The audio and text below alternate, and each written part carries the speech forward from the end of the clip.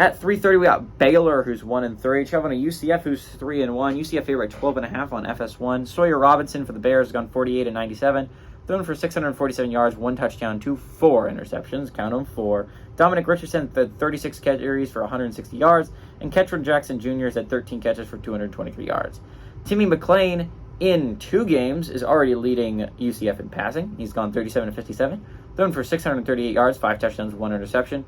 Johnny Richardson's had 39 carries for 289 yards, and Kobe Hudson's had 20 catches for 463 yards and 2 touchdowns. UCF's 1-0 against Baylor all time. They played in 2014 in Arizona, and UCF won 52-42 in a shootout. If Baylor has any shot, this game can't be a shootout. Their offense is not good enough.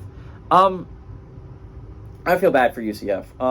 I don't know when they get John Rice Plumlee back. I don't think Timmy McClain has played awfully, but Sean Rice Plumlee brings just an extra explosiveness with his legs that you're not getting out of Timmy McClain. And Timmy McClain has played well. He played really well in the Kansas State game. I will give him hell of a lot of credit.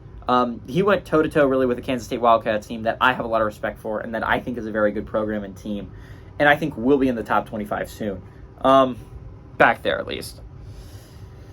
This is a good UCF team. This is a really good UCF team. And a lot of people were doubting whether they could come into this conference and actually compete. And, I mean, outside of BYU, it's not even close to Cincinnati and Houston. Houston's by far been the worst team in the transition. Cincinnati hasn't been playing great football. I would argue that UCF and BYU have been playing as good, if not better, than a lot of teams that were already in the Big 12, like Oklahoma State and Iowa State.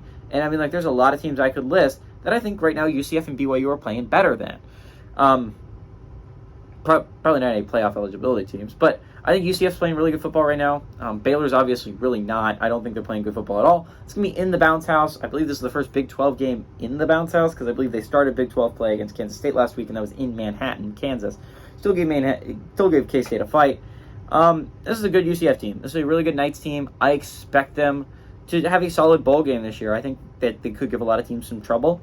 I like UCF to guard home field advantage. I like UCF to win and cover at home.